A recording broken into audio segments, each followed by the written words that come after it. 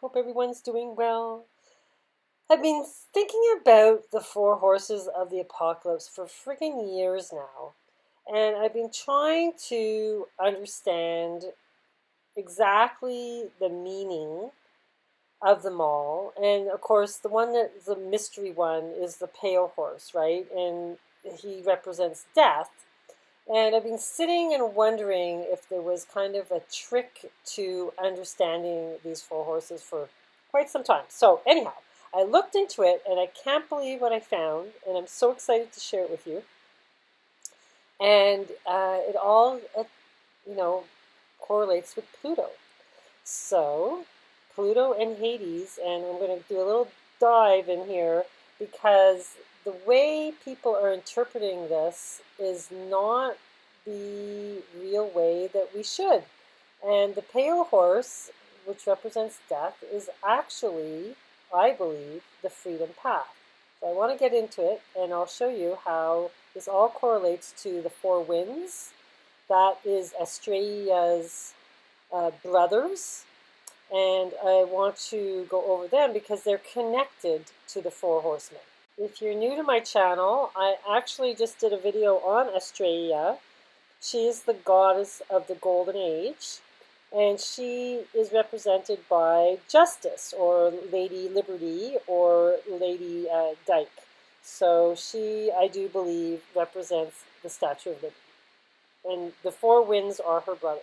This is the most famous painting of them, and you can see the lamb up in the rainbow and the clouds on top.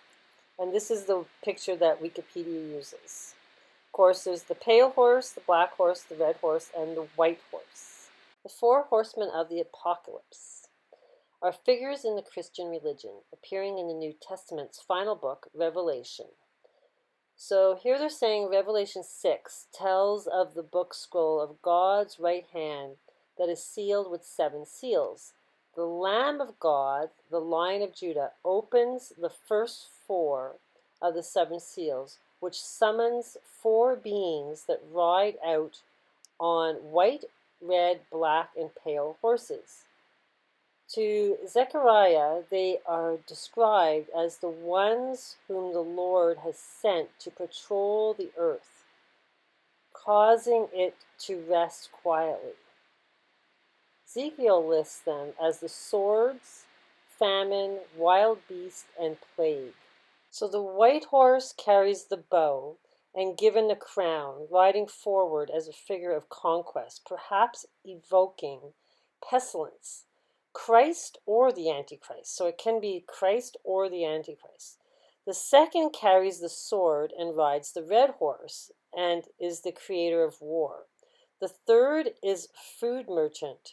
That's why he has the balance, which is really like justice, riding upon a black horse, symbolizing famine. He carries the scales. The fourth and final horse is the pale green, and upon it rides death, accompanied by Hades. Okay, so it's interesting that Wikipedia actually says it's pale green. It's not just pale.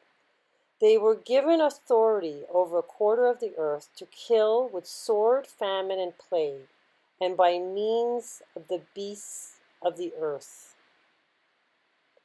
So this is interesting. So, they're saying it's pale green. It's tied to Hades, and Hades is Pluto, your soul, right?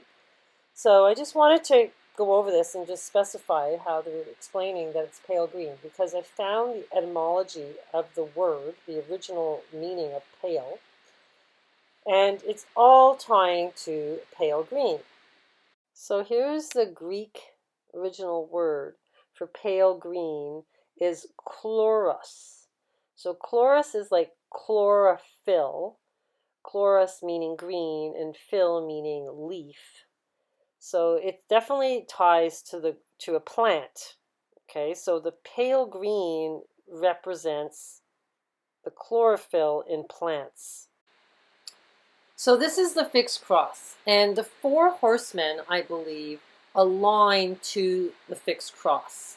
And right now we're living on the fixed cross. It's the cross that has Leo, in it, right? So Leo is the only constellation ruled by the sun.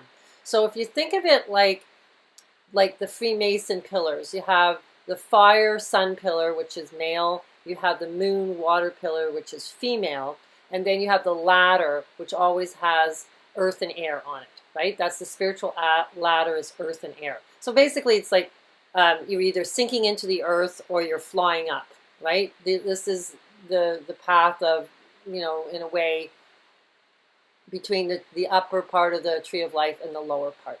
So with the fixed cross and the sun being Leo on its own pillar and the moon pillar being represented by Scorpio, so that is sexuality, right? And it's to do with a male dominant sexual reality. And this is what we kind of live in, right? It's not a reality based on intuition and femininity. It's all male dominant, and sexuality on the entertainment business is being thrown at us all the time. So these four signs have the four fixed stars in the sky. So this is why I'm saying we live in this reality. There's four fixed stars in the sky. Leo, it's Regulus. Scorpio, it's Entrées. Aquarius, it's Fomolo. And then Taurus, it's Aldebaran. Okay, so these are four fixed stars, and this is what we live to. So there's show you here with Jesus in the Vesica Pisces, he is also sitting in the fixed cross. But they take the Aquarius symbol and they make it look like an angel. They take Scorpio and make it look like an eagle. Okay, but it's still the fixed cross. In cultures, they always had Scorpio as the eagle. And I think it was in the Mexican culture. And then Aquarius, I'll go into who Aquarius really is and why he represents the angel. And actually the eagle is involved in it. Okay, so that's really fascinating history, mythology that I didn't know about before. So I'll go into that later. So I know they're tied to the four fixed stars of the fixed cross. So the white horse is Aquarius, is Fomolo. This is a fixed cross, and the fish below Aquarius. And then the red horse is Aldebaran. That is the eye in Taurus, ruled by Venus. And that is Archangel Michael. For Fomolo, it's Archangel Gabriel. And then for the pale horse, it's Entrées in Scorpio, which is Archangel Uriel. And then the black horse for famine is Regulus, the fixed star on the shoulder of Leo. And that is the Eye of Ra, and the archangel is Raphael. Okay, so I correlated now the solstices and the equinoxes. The June 21st, the summer solstice, is the white horse. The winter solstice is the black horse, which is December 21st, for feminine, also intellect. And then for the spring equinox, for the pale green horse, is March 21st. And then September 21st, the fall equinox, represents the red horse, the war. Now, if you can see here, I put in the winds. So the south wind is for the summer. His name is Notus. And the east wind for the fall is Euros, like the money in Europe. And then the west wind horse is the spring, and his name is Zephyrus, and his wife is Cleos, like just like, you know, she represents greenery. Okay, if you look into her, she represents greenery. So there, that ties her to the green horse. And then I also put the tarot cards in here. Okay, so what else? Oh yeah, the north wind.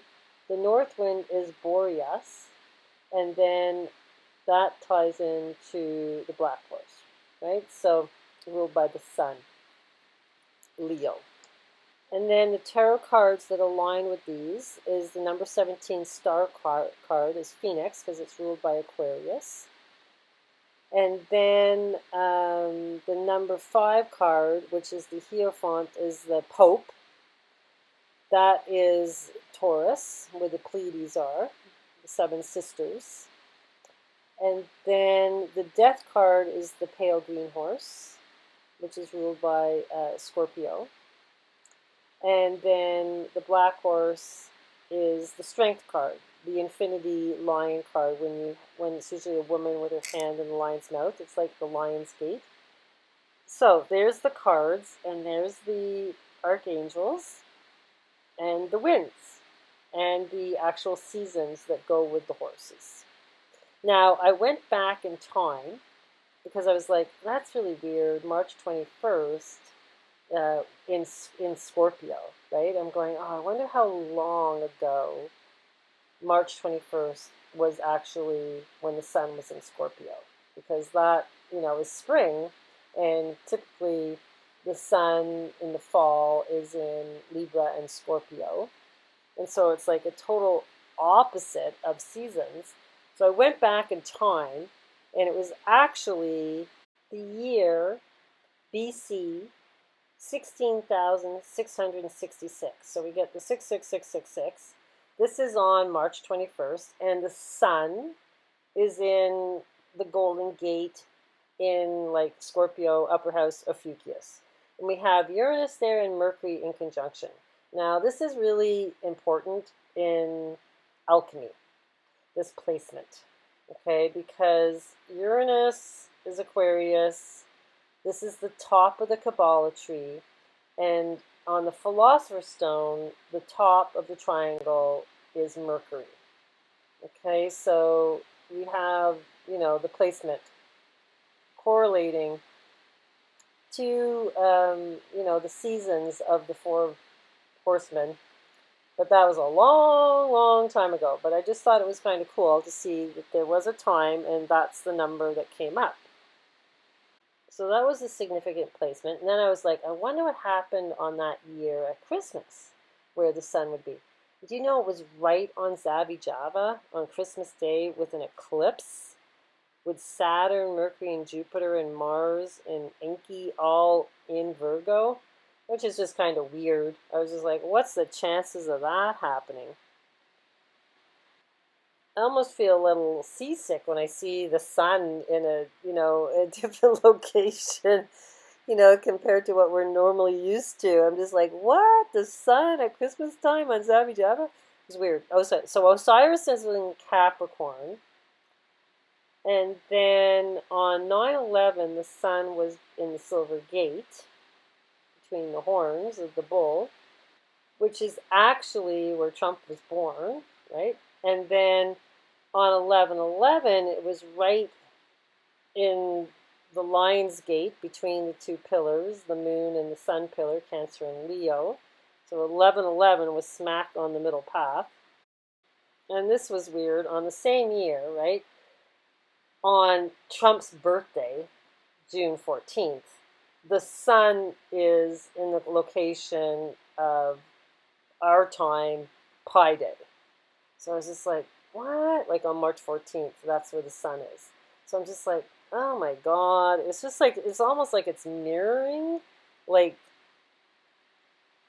just kind of like the real importance of places in the sky. Like the sun is like in sync with the important numbers and then the important placements. So in that, year. So I was just like, that's just a little weird.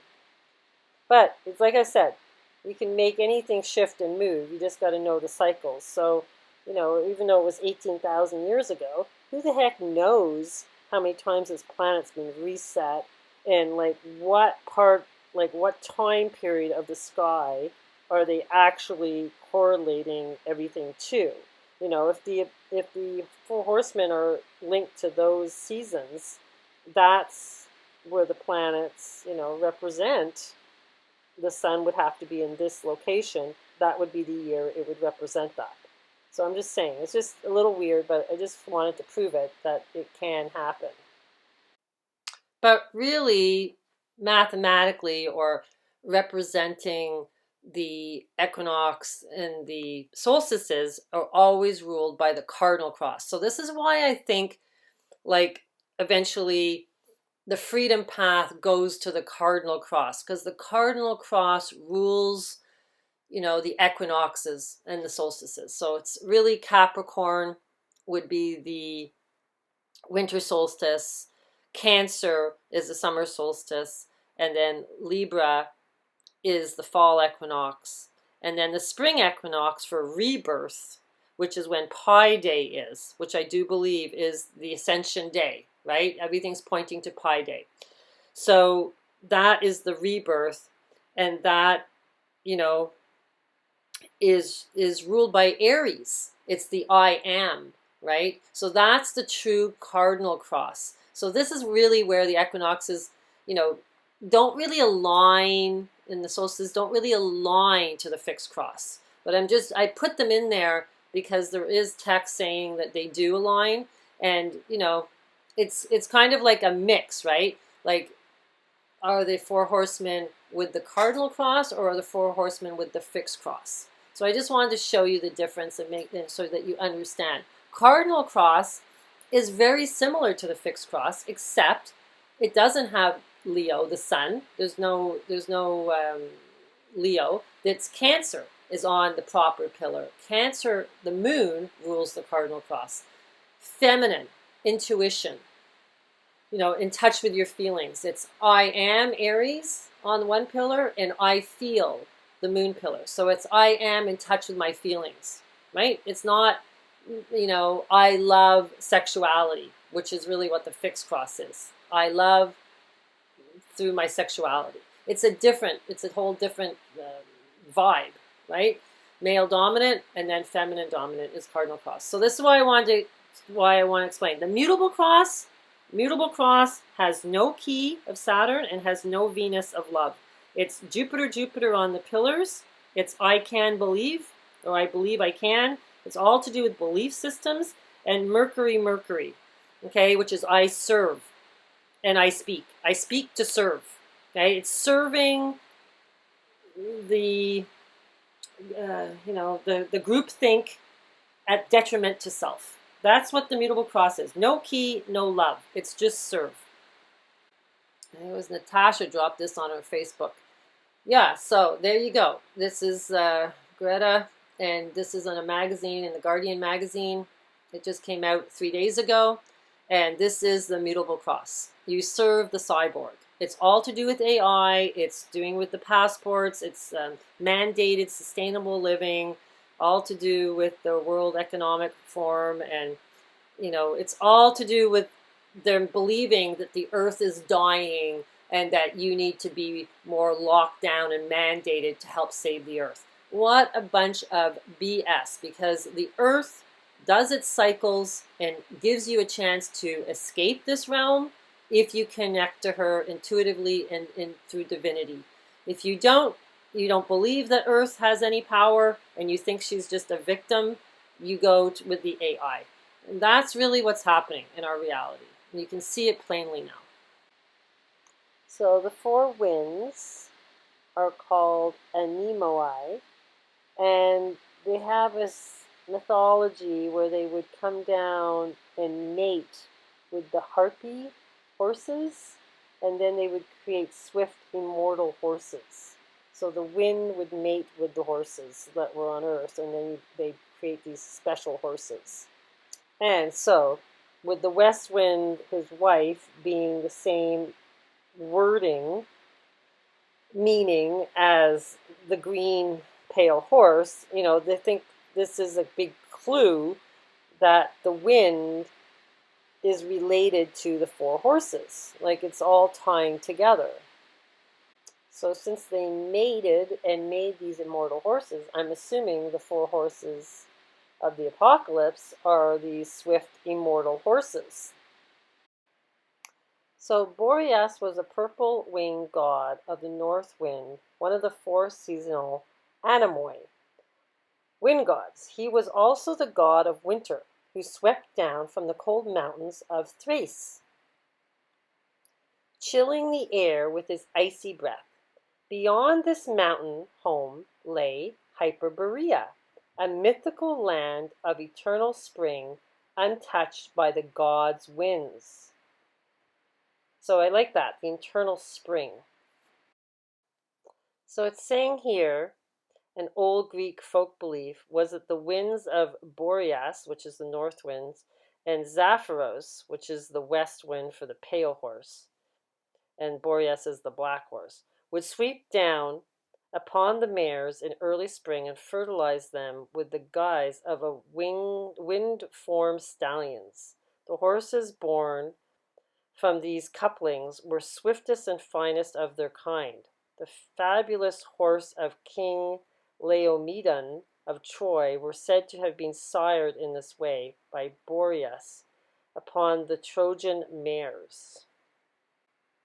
So the white horse, the south wind, the name of the wind is Notus, and this would represent the summer solstice. Notus was the god of the south wind, one of the four directional anemoi. He was the wet storm bringing wind of late summer and early autumn. So the red horse that represents war is the east wind, and the name of that wind is euros. So it's like the money in Europe represents war.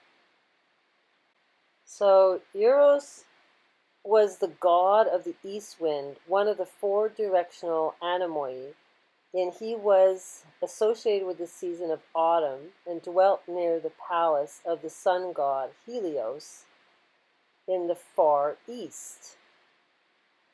So that's interesting. So anyhow, it's all ties into that time of the year, 16,666 BC.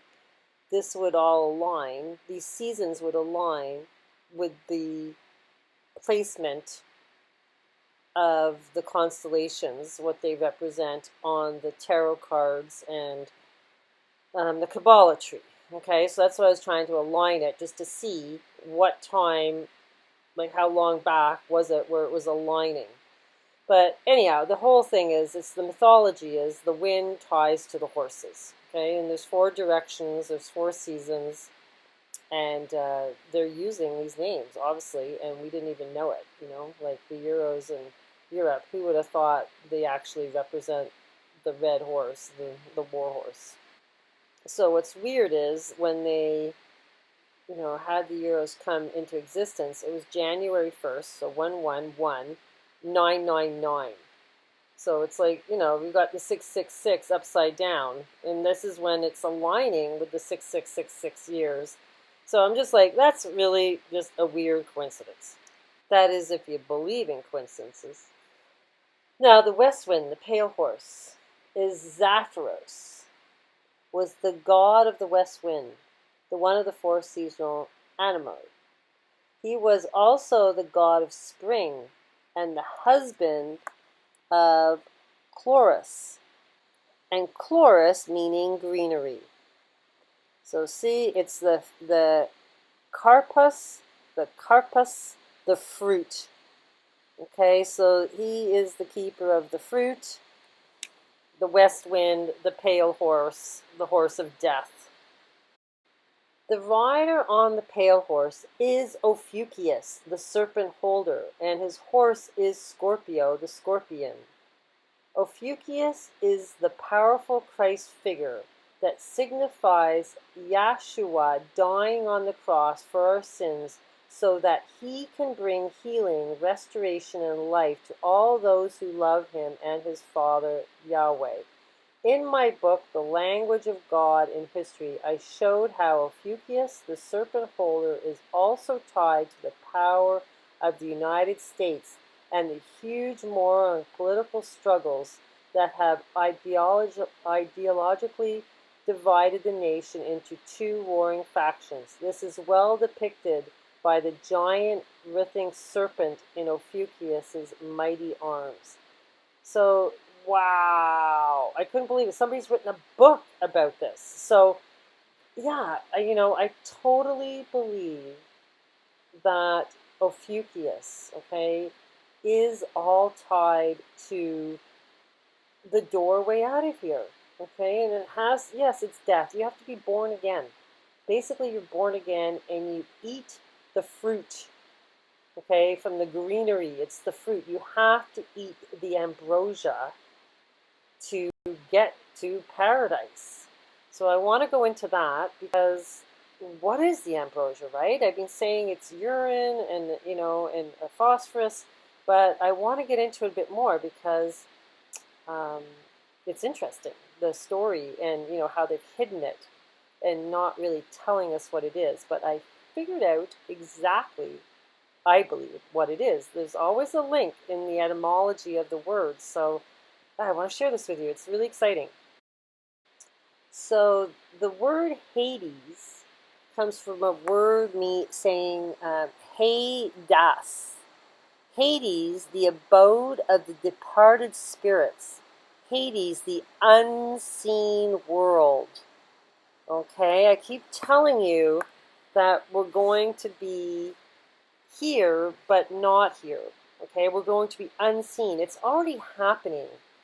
Like we're being outcasted from society. We're being, thrown away so that it's like life can go on normal as long as we're not complaining about what they did, right? Which is basically segregate people that believe in their bodies as being temples, right? They just decided, no, you guys don't exist. We're just going to carry on and we're going to go with our AI, our beast technology and just forget about people that want to live in the natural world of healing through the planet, through plants. Okay, so they're already doing it. It's kind of like, the Spanish Inquisition when they killed everybody that looked at the sky, or when they burned the witches at the stake, or, it's been going on for centuries, kill the healers, right?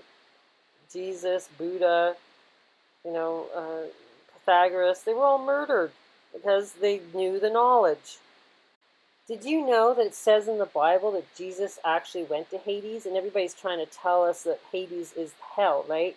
Many Christians teach the concept called Abraham's bosom. The teaching purports that Hades, or Shiloh, has two separate areas within it. One area is for the unrighteous in torment, and the other is paradise. So there you go. Hades is paradise. They teach that paradise is where all the righteous go before the resurrection of the dead at the last days. So it's actually Jesus went there, and then then he resurrected afterwards or something, but he ends up going there. It's showing that he goes there and he's in the bosom of Abraham. So here it's saying that in the classic period of the mystic religions and the mystic prophets, with the Ophoric and Pythagorean, as well as the philosophers, modified the realm of the dead to include the Elysian paradise for the good and the Tartarian hell for the wicked. Souls were judged and assigned a suitable afterlife, and in some versions, cast into cycles of purgatory and reincarnation. Okay, so there is a Hades, and I did listen to a Christian, minister speaking about Jesus being there, and they could see Lazarus or something. I don't know. I don't know the exact verse that it is in the Bible. You guys can go hunt that down if you want. But Jesus was in Hades. The helm of darkness was the main weapon of Hades. The helm could render the wearer invisible. It is also known as the helm of Hades, or the cap of invisibility. Hades has been known to lend the helm to other gods, such as Hermes during the Great War, and once to a demigod, Perseus, when he killed Medusa. Remember when he kills Medusa? And this is how I go grocery shopping. So I am wearing the helm of Hades. I'm already invisible. I'm playing the role in the play, right? We're all characters and the world is a stage. So I'm already playing the helm of Hades role and wearing the invisible cap. It's hilarious. I can't believe it. The cap of invisibility, dog-skinned of Hades, it's saying here, is the helmet or cap that can turn the wearer invisible. It is also known as the cap of Hades or the helm of Hades. Wearers of the cap in Greek myths include Athena, the goddess of wisdom, the messenger of the god Hermes, and the hero Perseus. The cap of invisibility enables the user to become invisible to other supernatural entities, functioning much like the cloud or mist that the gods surround themselves in to become undetectable. I'm telling you guys, it's happening, and this eventually it will happen. In classical mythology, the helmet is regularly said to belong to the god of the underworld. Helmet of Pluto, the helmet of Orcus. The helmet belongs, proverbially, for those who conceal their true nature by a cunning device, the helmet of Pluto, which maketh the political man go invisible. In secrecy, in the council, in clarity, in execution. So it's like, it's crazy, yeah, but it's basically, I think, we transform and then you're here, but you're not here. Like, it's just, they're showing us the symbolism everywhere, that the higher dimensional beings are invisible. And that's why in Alice in Wonderland, right? We're all Alice, we don't know what we're doing here. We're just going down rabbit holes trying to find the truth in this labyrinth.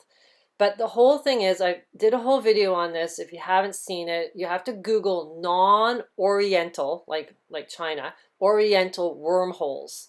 And it will bring you to Alice universe theory. It's a quantum physics theory that there's a parallel universe. And you have to take on a Cheshire charge, which is why the Cheshire moon is what the cat is always smiling. It's a winter solstice moon. When the moon comes up in the wintertime, it's on its back. And you take on this Cheshire charge. It has to do with the pearl, your body becoming like a superconductor so you don't fry. When this energy from the sun, these gamma rays come from the sun and activate your body up through the soles of your feet, which your feet turn to brass, activate your kundalini, and then you go into the invisible DMT mushroom world. Okay, so this is what it's crazy, but it's all science. Okay, it's all goes back to the science and the science of your body and the science of the cycle of this planet and how it gets reset. It has a reset and it comes from the sun. Okay, so the people that are getting locked down with this, gene therapy, it's so they don't fry, okay, because they're in a fear-based reality. They don't want to let go of the fear-based. It's based on their ego, okay? Ego keeps you in fear. You're always worried what people think of you. You don't want to step out of group think, okay? So the group think is going to be part of the harvest for the nectar of the gods. Okay, this is how it works. This is all what mythology is saying. It's not a joke. It's really true. And yeah, my reality is different from your reality. That's what you just have to tell people. It's pretty funny. We're going to be invisible. The Bible tells you your feet turn to brass. Alice in Wonderland tells you you have to have the Cheshire smiling moon. And this makes you invisible. You become the Cheshire cat, and you just, when things get stressy, you just zip out of here. You fade in and out. You come back and forth into this realm if you choose to. And these are your superpowers. You have the cloak, the helm of Hades. So Aquarius, ruled by Saturn, that has the fish hook. The green lady on the ladder, on the Freemason's ladder, she has the fish hook. That's Aquarius. But also, Uranus rules Aquarius, right? And that's the Phoenix. So that's the 17th star card. That is, you drink the Nemosin River coming from the two jugs from Aquarius, right? So this is all tying into Aquarius. So when I started looking into Aquarius and really understanding who the man was holding the pots, I was really shocked to find out who he really is. Okay, and this all ties into the ambrosia and drinking the nectar of the gods. Now, who is Aquarius? He's Ganymede. Ganymede is the moon of Jupiter, right? He's, very close to Jupiter. He follows Jupiter. But he is the true identity of Aquarius. So, Aquarius is said to represent Ganymedes, the most beautiful of mortals, who was carried to heaven by an eagle as an act as a cupbearer for Jupiter, who's Zeus, right? It's his cupbearer for the nectar. According to other accounts, however, it is Deucalion, son of Prometheus. So, but anyhow, he is Ganymede. He is, because I found all these statues all over the place with him being with the eagle. Okay, so he is a young boy that has to get the nectar for Zeus to drink, so Zeus can have his ambrosia, his nectar of the gods. So Aquarius Ganymedes encroaching onto the heads of two horses, Pegasus and Equilus, to compensate the father of Ganymedes, King Laomedon of Troy, for abducting his son. Zeus gave him two immortal steeds. So one of the steeds' names was Clearus, which is Equilus, is thought to be Clearus, and Harpicus might be Pegasus. The horses were given to Tros in exchange for him. So Albrian said that one time in India, Aquarius was Kumbha or Kumpapa, which recalls the Elamite divinity of the name of Kombi, the storm god. Kombi. There was a guy in the news, wasn't it? A sports guy, Kombi, that died. I remember, I'm sure it was all tied to this. Okay, so the Kumbha means the water pot. So yeah, so the jug that Aquarius holds is called the Kumbha. Okay, and this, it holds the nectar of the gods. So yeah, so basically Jupiter, Zeus has a relationship with Aquarius, even though Saturn rules Aquarius, or Uranus rules Aquarius, because, it represents his little, boy that's bearing, the jugs for him to drink out of, so that's who Aquarius is. He's holding the nectar of the gods. I think eventually it's going to be the purple rain pouring out of there, but the whole thing is, I want to go into the ambrosia and what it really is. So this would be, Aquarius, Ganymede, and he has the Frisian Liberty cap. Okay, so these caps they wear, kind of like a Smurf cap, which is the blue people. Oh my God. that anyhow, it all ties into it, the whole Smurf story. But with the Smurf hat, the Liberty hat, this is the freedom hat. This is the cap of Hades. It's the invisible cap. It's your liberty. Okay? And then the eagle takes him away. And, he actually gets taken up into the sky by the eagle. And there's more pictures, there's more statues of him. But you can see how he's being used and depicted in so many different, events. The sculpture is everywhere. Okay, it's even in the Library of Congress in Washington, depicting the adolescent nude Ganymede on the back of an eagle. Ganymede and the god Demeter make an appearance in the Everworld 6, Fear of the Fantastic. Okay, so it's on all these movies, and it just goes on and on and on. So here he is being carried away. Ganymede, introduction of Budweiser to the gods. So the word Budweiser, the freaking beer is the ambrosia. Oh my God. And they always have the horses, right? The Budweiser commercial.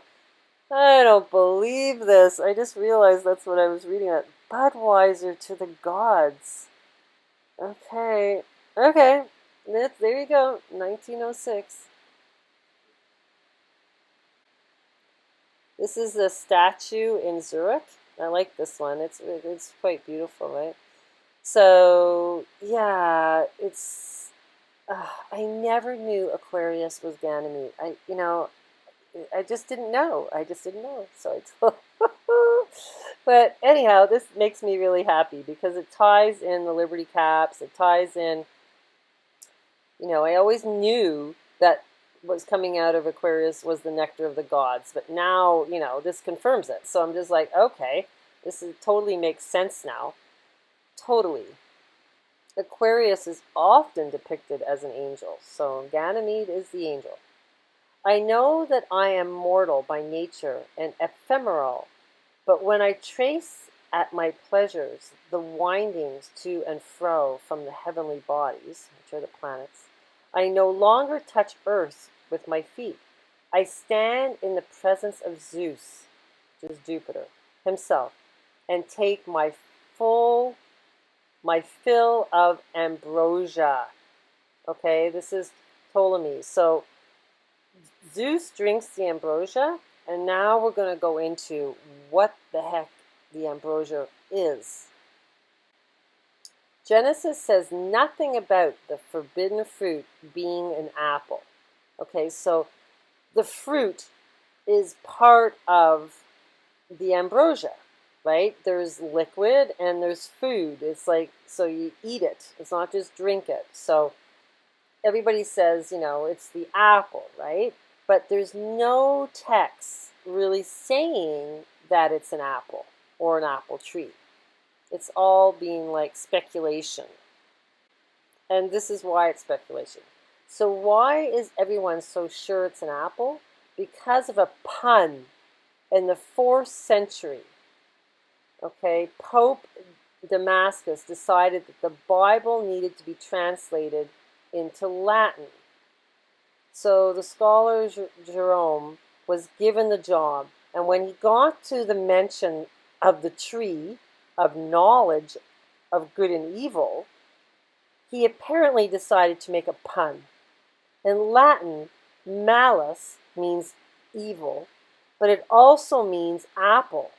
So the fruit of the tree that let Adam and Eve know evil was an apple. Ha ha, what a great joke. Early churchgoers were probably rolling in the aisles. So, yeah. There's an apple joke. Oh my God, the fruit. So it wasn't an apple, it just means the word evil. The food and drink of the gods. Okay, food of the gods, meaning the divine meal. Ambrosia and nectar were commonly spoken of in ancient texts, and generally consensus being that ambrosia was a food, whilst nectar was a drink. But it was not uncommon to see nectar named as the food and ambrosia the drink. Now, as to where ambrosia and the nectar came from, or how they were produced, is not elaborated upon, and it's simply being said that both were delivered to Mount Olympus each morning by doves. I don't like that. It's like the doves are like supposed to be like ascended souls, right? So it's like, okay, how they, yeah, I don't like that. The souls that float, the doves, right? On Mount Olympus, the ambrosia and the nectar would then be served to the other residents by firstly Hebe, the daughter of Zeus and Hera, and then later to Ganymede, the abducted Trojan prince. So this Ganymede was abducted, okay, and that was his job, was to dish out the ambrosia, pour it out. So wow. So Aquarius is a trafficked child. Partaking of ambrosia and nectar gave to the Greek gods, the goddesses, their immortality, and it was said that by some that the consumer of ambrosia and nectar turned the blood of the Greek deities into more heavenly life force, the Ekor. There was a downside, though, to having consumed ambrosia and nectar, for the gods and the goddesses would have to continue to partake of the food and drink of the gods, or else they would have their life force fade away. I'm telling you, we're basically being used to keep these higher beings, in empowerment. We're definitely a prop. The fading of the powers of immortality was said to have occurred by Demeter when the Olympian goddess searched the earth for her missing daughter Persephone. Mortals partake of ambrosia and nectar. There was an underlying belief that if a mortal partook of the ambrosia and nectar, then they too would become immortal, like the gods, and certainly induce Tantalus, or try and steal the food and drink from the gods. Although the king did not succeed in his attempt, he did receive an immortality of sorts, for he was thereafter punished by eternity in Tartarus. So he was sent to Hades, the bad part of Hades, for trying to steal the nectar. This king, he's trying to steal the nectar from the gods. So tales from antiquity, though, all give examples of mortals eating ambrosia and not becoming immortal. For it was said by some that Athena gave to each of the heroes hidden within the wooden horse of Troy ambrosia to eat when they grew hungry. So it kind of like I know Vikings are supposed to drink it as well, and it kind of makes you stronger, right? It's to stop you from, it's like a fountain of youth. So they're saying here that the ambrosia and nectar were given as a restorative, right? So it's like a reboot. Yeah, and for the goddess Aphrodite was given some to restore her strength and cleanse her wounds after she had been injured.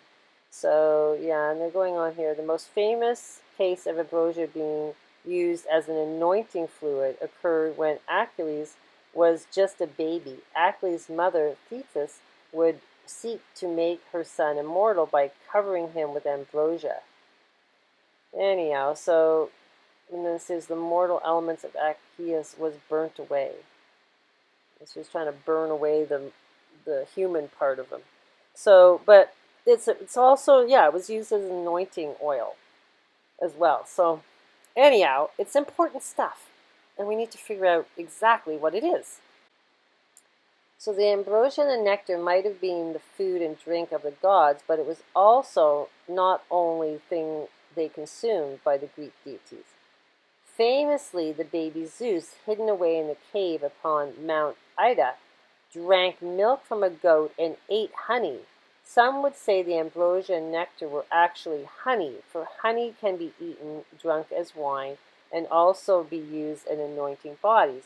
But at the same time, some ancient writers specifically tell that ambrosia and nectar being 8 or 9 times sweeter than honey. Okay, so anyhow, it's very, very sweet, and that's an important clue. Guess what else is extremely sweet? And there's the original tree of life with Eve and Adam and Eve and the dotted Amanita muscaria. Yep, it's the mushroom. I just, on my new Facebook, on crystal-tyme Facebook, somebody had linked me up to a guy that's in Lithuania, and I've listened to quite a few of his videos, and he is, harvesting Amanita muscaria, and he has a website called Reindeer Amanita, and he's been bounced out of Facebook, I think he said maybe at least 10 times for speaking about it. And so actually I purchased some. I'm going to try it. I did try my golden teachers on the fall equinox, and all I really felt was like this overwhelmingly feeling of relaxation coming, and then almost like my body didn't have any end to it. Like it was just like I was kind of expanding outward. So it was, I didn't get really trippy or anything. I don't think I took enough. So it was a good way to kind of see how I felt about it. And I felt a little bit like every once in a while I needed to just get up and go walk outside. I kind of was feeling like I don't know, a little bit like I just needed to move because the relaxation was like, almost like taking over in a kind of a different way. So anyhow, that was my experience. I wanted to tell you guys about it. So I'm going to try this Amanita muscaria just in small little doses, because this, I've listened to the guy that, Adam, who's, harvesting and selling this, and him explaining it, and it's exactly what I believe is the gateway to the divine. Okay, it is in so much ancient text, and I think all the fear around it is all to do with just keeping us locked away, because he was explaining that it even improves eyesight, it heals your body. It's not just like a psychedelic trip. It heals you. It literally finds out what's wrong with you, and it heals you. And this is why the shamans use the Amanita muscaria, because they were healing their tribes people. And it just so happens to be extremely, extremely sweet tasting. And there's Christ sitting up in a stained glass window with his Amanita muscaria mushrooms. And I literally found the link to the word ambrosia to the mushroom. So ambrosia is a genus of ambrosia fungi. There you go. It's a mushroom. Okay, so the ambrosia is the mushroom, and the nectar, I guarantee, is the urine, because that's what the ancient tribes people used to do. They used to mix the amanita with the urine from the reindeer so that they wouldn't get, the stomach cramping and everything. And this is a healing, combination that activates DNA, okay, because the urine activates DNA, and I guess with the mushroom being enlightenment and also kind of monitoring your aura or your energy, it ends up healing you. Okay, so this is why it's being demonized to the point that it has, because it's like, the true healer of the planet, and then you have, this pharmaceutical, with the etymology of that being sorcery. Of course they don't want this information out there. Of course not. So even they put the etymology of the name into the beetles that need the fungi. They go in and eat the tree, tree of life. But they have some way of, they won't eat this tree unless it has the fungi with it, and so these are called ambrosia beetles. So they're also linking, the word ambrosia to the fungi, and it's interesting with the beetles, right? With the scarab beetle, so it's all kind of symbolic. So in Mexico, there's a little liberty cat. They were called Teonanacatl mushrooms.